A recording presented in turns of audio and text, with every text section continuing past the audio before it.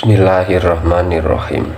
Jadi bismillah ini termasuk ayat dari surat Fatihah. Mula bahasanya ketika kita itu madhabnya Imam Syafi'i makmum dengan madhab yang tidak memakai bismillah, ini sholat kita belum cukup. Pun alhamdulillah tawis kabehane puji kulillahi kagungane Allah. Utawi lafad alhamdulillah iku jumlah khobariyatun kang bangsa kalam khobar.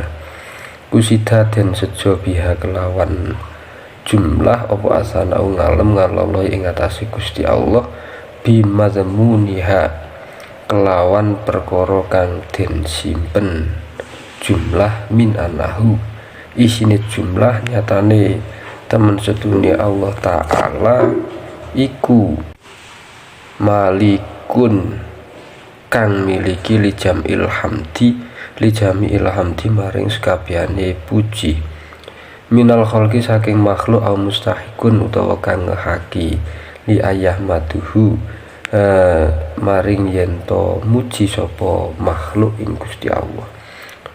Wallahu ta'ala Gusti Allah iku alamun isim ngalal ma'budi ing ngatasi zat kang den sembah bihaken kelawan nyoto.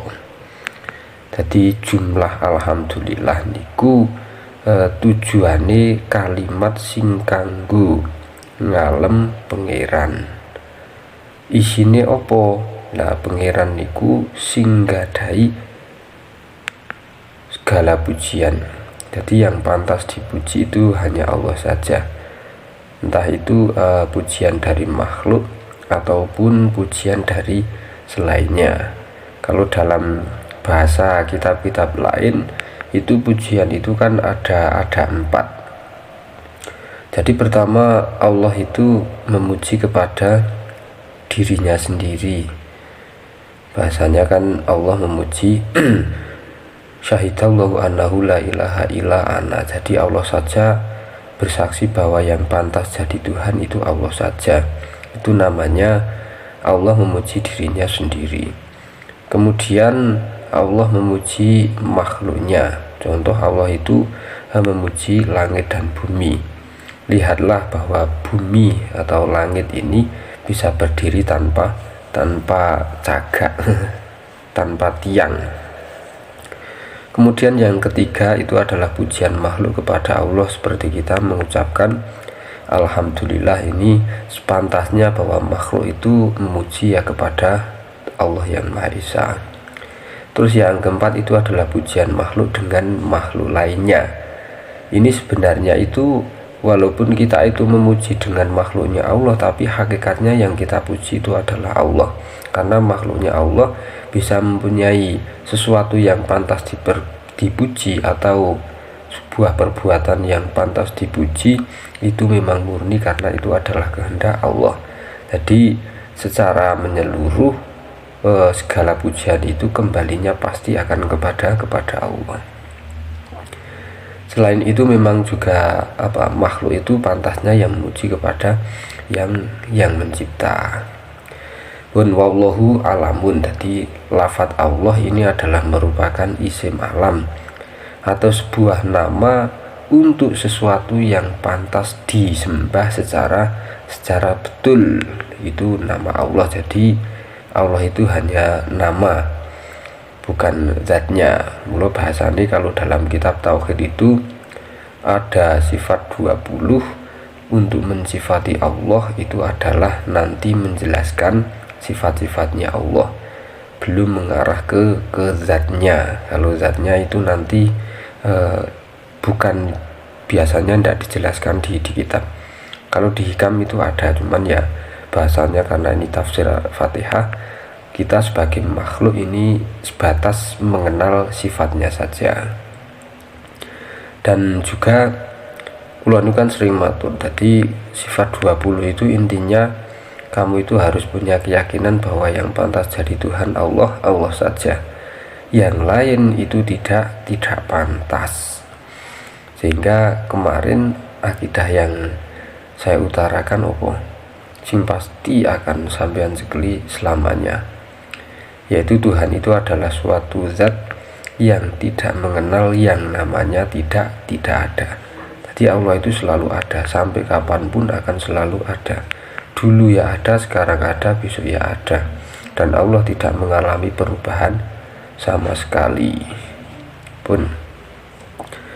Rabbil alamina kang mengerani wong alam kabeh ai malikun tegese kang ai maliku jamil khalqi tegese kang ngratonis kabehane makhluk minal insi nyatane saking menungso wal jin lan jin wal malaikati lan malaikat wadawa bilan gegremetan wa ghairihim lan liyane ingsun jinun malaikat lan liyane.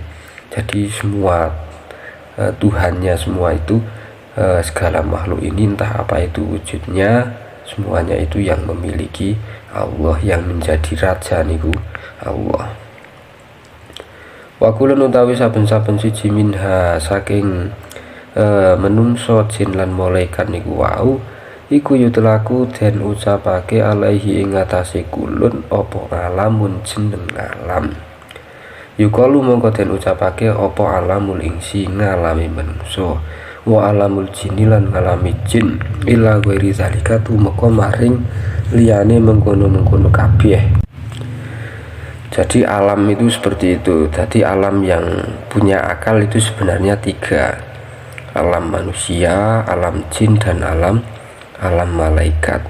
Kemudian kalau dawab dan selainnya ini adalah ghairu akil.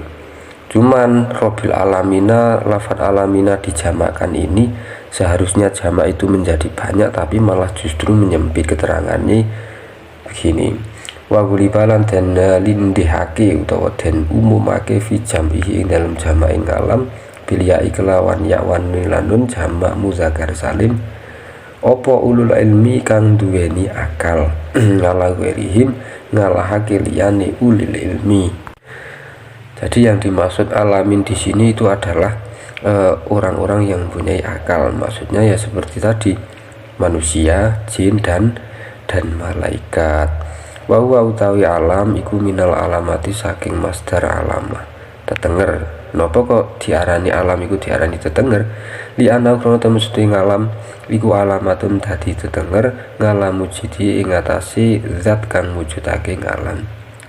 Jadi lek cara tengen ilmu mantek untuk mencari ilmu tauhid yang sejati, kita itu arahnya ke alam dulu, karena alam itu merupakan tanda, berarti adanya alam ini merupakan adanya zat yang menciptakan, karena tidak ada sesuatu yang ada dengan sendirinya. Segala sesuatu yang ada itu pasti ada penciptanya.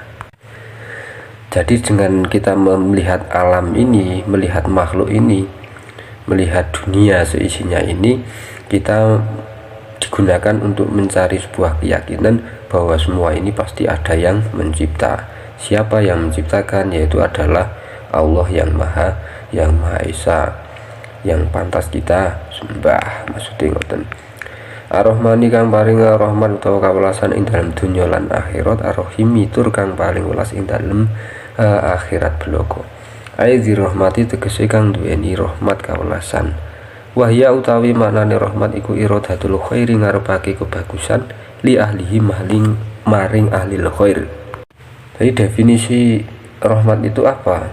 Di rahmat itu adalah harapan menginginkan suatu kebaikan pada ahlinya. Lah sekarang pertanyaannya begini, kenapa orang-orang kafir itu adalah orang-orang yang tidak taat kepada Allah tapi kok masih dikasih rahmat oleh Allah? Itu pertanyaan gimana? Lah karena Allah itu punya sifat adil.